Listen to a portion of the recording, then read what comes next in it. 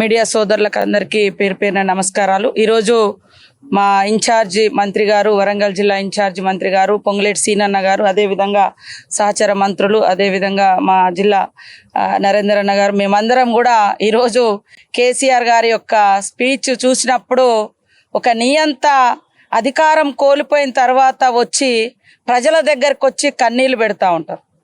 అది ఈరోజు ఆయన చేసినటువంటి కార్యక్రమం తప్ప అధికారం పోయిందనేటువంటి అక్కసు దాన్ని వెళ్ళగక్కుతూ ఎవడైనా రజతోత్సవ సభ జరుపుకుంటే వాళ్ళ త్యాగాలు, వాళ్ళ విజయాలు, లేదా రేపటి మా పోరాటం ఇది అది అని చెప్పుకుంటారు. కానీ మరి ఎంతసేపు బాధ అనిపిస్తుంది అని బాధపడుతున్నాడు. ఎవరి కోసం బాధపడుతున్నావయ్యా? కేవలం అధికారం పోయిందనేటువంటి బాధ. అధికారం పోయిన తర్వాత నీ కుటుంబంలో అనేక చీలికలు పేలికలు, అనేక ఆస్తులు అటు ఇటు అవుతున్నాయి, బజార్న పడుతున్నాం అనేటువంటి బాధ తప్ప ప్రజల గురించి నీకు బాధ ఉంటే గత 10 సంవత్సరాలలో నువ్వు ప్రజలకు ఏం ఒరగబెట్టినావని మేము అడుగుతా ఉన్నాం. నీకు నిజంగా ప్రజల మీద ప్రేమ ఉంటే అధికారానికి వచ్చే ముందు ప్రతి పేదవాడికి ఇల్లు ఇస్తా అన్నావు. ఎన్ని ఇల్లు ఇచ్చినావు? ఇందాక మా శ్రీనివాస్ రెడ్డి గారు అన్న చెప్పినట్టుగా 80,000 ఇల్లు ఇస్తే దాంట్లో బిల్లులు ఇవ్వకుంటే మొన్న మా పొంగులేటి శ్రీనివాస్ రెడ్డి గారి ఆధ్వర్యంలో సీఎం గారి యొక్క ఆదేశం మేరకు బిల్లులు ఇవ్వడం జరిగింది. అదే కాకుండా మరి ఇంటికొక ఉద్యోగం అన్నావు. మేము 10 నెలలలో 12 నెలలలో 59,000 ఉద్యోగాలు ఇచ్చినాం. అనేక మంది నిరుద్యోగులను వాడుకొని నువ్వు అధికారానికి వచ్చి వాళ్ళని అణిచివేస్తే వాళ్ళు చాలా మంది ఆనాడు ఆత్మహత్యలు చేసుకున్నారు. అదే కాకుండా సర్పంచ్ల బిల్లులు, అబద్ధాలను 10 సార్లు చెప్తే నిజమవుతుందనే భ్రమలలో ఆ కుటుంబం ఉంది. అందుకనే పదే సోషల్ మీడియా తోటి కూడా తప్పుడు వార్తలు రాయించి మరి తప్పుడు ప్రచారం చేస్తున్నారు. కాబట్టి తప్పుడు వెధవలకు, తప్పుడు ఎవరైతే ఉంటారో అలాంటి వాళ్ళకు ఖచ్చితంగా కేసులు పెడతాం. ఈరోజు మరి ఏదైతే మా ప్రభుత్వంలో ఇండ్లు ఇవ్వడం జరుగుతుంది, ఉద్యోగాలు ఇచ్చినాము, పేదింటి ఆడబిడ్డలు ఎక్కేది ఏంటిది? ఎర్ర బస్సు. ఇవాళ మీ బిడ్డ అంటే సరే పెద్ద కార్లలో తిరుగుతుంది, చాలా మరి అనుభవిస్తుంది.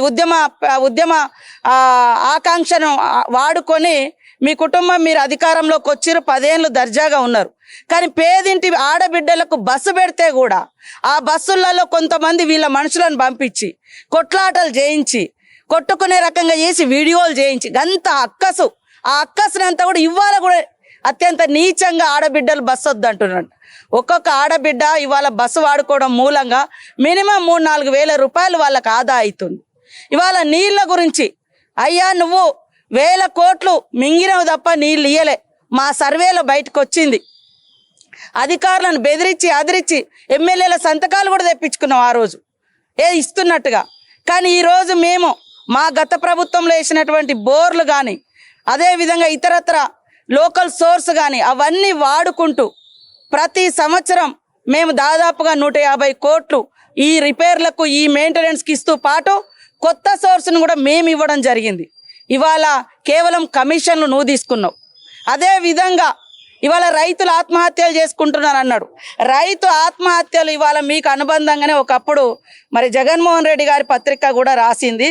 ఈరోజు అయిన పత్రికలను 5,000 రైతులు ప్రాణాలు కోల్పోయారు, పోతే పోనీ పరిహాసం లేదా అని. ఈరోజు మీకు బాగానే దగ్గరగా ఉన్నారు కదా ఆ రోజు కూడా, మరి అలాంటి పత్రికలనే ఇవి వచ్చినాయి. ఇవాళ రైతులకు సన్నవడ్లు వేస్తే ఊరే అని చెప్పి నువ్వు మాత్రం ఎకరంలో 1 కోటి రూపాయల పంట తీసినావు. 1 కోటి రూపాయల పంట తీస్తున్నా అన్నావు. మరి ఎందుకు ఆ విషయం రైతులకు వివరించలేకపోయినావు, నేర్పించలేకపోయినావు? రాష్ట్రానికి పెద్దనే కదా అన్నాడు. ఈరోజు పోలీసుల విషయంలో మాటకు పోలీసులను బెదిరిస్తా ఉన్నాడు. మేము వస్తాం. నీ అంత నీచంగా, నీ అంత దరిద్రంగా పోలీస్ వ్యవస్థను ఎవరు వాడుకోలే. ఫామ్ హౌస్ కాడ కాపలా పెట్టుకున్నావు.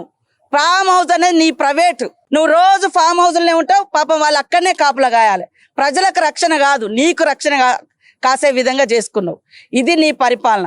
ఇవాళ ఆడబిడ్డలకు బస్సు ఇస్తే నచ్చదు, పేదింటి ఇండ్లలో 500 గ్యాస్ ఇస్తే నచ్చడం లేదు, పేద కుటుంబాలకు ఇండ్లు ఇస్తే నచ్చడం లేదు, నిరుద్యోగ యువతకు ఉద్యోగాలు ఇస్తే నచ్చడం లేదు.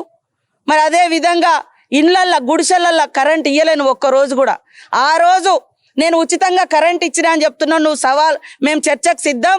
కరెంటు బిల్లులు కూడా కట్టకుండా 60,000 కోట్ల రూపాయలు బకాయి పెట్టిపోయినవయ్యా. ఇవాళ అప్పులు తెచ్చడం గొప్ప అని చెప్తున్నావు. ఇవాళ మొత్తం అమ్మేసి అప్పులు చేసి ఇవాళ ఆ భారం అంతా ఈ ప్రభుత్వం మీద మోసి ఇవాళ మొసలి కన్నీరు ఒక నియంత వచ్చి మొసలి కన్నీరు గారుస్తున్నారు. 10 ఏళ్లలో నువ్వు ధర్నా చౌకను కూడా ఉంచలేదు. ఇవాళ మళ్ళా నీ సిగ్గుగా వచ్చి నీ బిడ్డ కొడుకు అల్లుడు వచ్చి ఆడ ఇందిరా పార్కు కాడ మేము ఓపెన్ చేసినటువంటి ధర్నా చౌకను వాడుకొని ధర్నాలు చేస్తారు, ముసలి కన్నీళ్లు గారుస్తున్నారు. ఇవాళ బహిరంగ సభను అడ్డుకోవడానికి ప్రయత్నించడం అంటున్నారు. మేము అడ్డుకునే ప్రయత్నం చేస్తే ఆ సభ జరుగునా, ఆ స్థలం నీకు వచ్చినా, అక్కడ అనేక వాగులు, అదేవిధంగా చెరువులు, కాలువలు, గవర్నమెంట్ కాలువలు కూడా నిస్సిగ్గుగా పూర్తి చేసి ఇవాళ మరి సభ పెట్టుకున్నారంటే ప్రభుత్వం ఒక ప్రజాస్వామిక ప్రభుత్వం కాబట్టి ఆలోచించి ఇవాళ పర్మిషన్ ఇస్తే ఇవాళ ముసలి కన్నీళ్ళు గార్చడం కోసం రాష్ట్రం ఆగమైంది. రాష్ట్రం ఎందుకు ఆగమైందా? నీ కుటుంబం అధికారం పోయింది కాబట్టి నువ్వు ఆగమైనటువంటి బాధలో నువ్వు ఉన్నావు. ఇవాళ అసెంబ్లీ అనేది రాష్ట్రానికి ఒక దేవాలయం, చట్టాలు చేసేటువంటి, సంస్కరణలు తెచ్చేటువంటి మరి గొప్ప చర్చా వేదిక అసెంబ్లీ అనేది. కానీ ఈరోజు అసెంబ్లీని కూడా సొల్లు కబురు అన్నావంటే, అంటే సొల్లు కబురు అన్నటువంటి ఈ మాజీ ముఖ్యమంత్రికి, ఈ కేసీఆర్కు మళ్ళీ అసెంబ్లీలో అడుగుపెట్టే అర్హత ఉందా?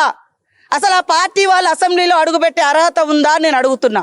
అంటే మీకు అధికారం ఉంటేనే అసెంబ్లీకి వస్తారు, అధికారం లేకుంటే అసెంబ్లీకి రావంటే అసలు నువ్వేం నాయకుడు అంటున్నా? ప్రజల తరపున అధికారం ఉన్నా లేకున్నా ప్రజల తరపున మాట్లాడేటోడు నిజమైన నాయకుడు. నీకు అధికారం లేకుంటే అసెంబ్లీ సొల్లు కబుర్లాగా అంటే నీ కొడుకుని ఎందుకు పంపిస్తున్నావు, నీ అల్లుడిని ఎందుకు పంపిస్తున్నావు, మీ బచ్చగాళ్ళు అన్నావు కదా, బచ్చగాళ్ళని ఎందుకు పంపిస్తున్నావు? అందరినీ ఫామ్ హౌస్లో పెట్టుకొని అక్కడ ట్రైనింగ్ ఇచ్చుకోండి, అది బాగుంటుంది. కాబట్టి ఈరోజు కేసీఆర్ బాధ అంతా అధికారం పోయిందని తప్ప నిజంగా ఒక్కటంటే ఒక్కటి ఈ రాష్ట్రానికి ఉపయోగపడేది కానీ వాస్తవాలు కానీ ఆయన మాట్లాడలేకపోయిండు. ఒక నియంత అధికారం కోల్పోయిన తర్వాత ప్రజల్లోకి వస్తే ఎలా మొసలి కన్నీరు గారుస్తాడో దానికి ప్రత్యక్ష సాక్ష్యం కేసీఆర్ ప్రసంగం. ఇంతకంటే అందులో ఏమీ లేదు, పస లేదు.